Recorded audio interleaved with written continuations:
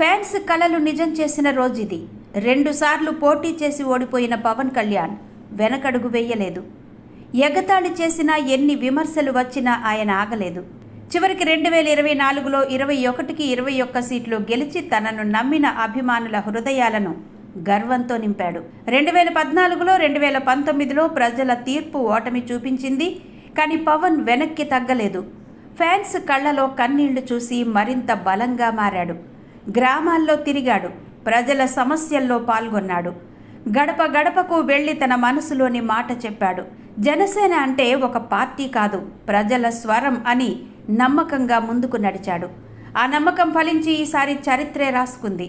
21 సీట్లలో 21 సీట్లు గెలిచి పవన్ కళ్యాణ్ నిజమైన పవర్ లీడర్గా నిలిచాడు.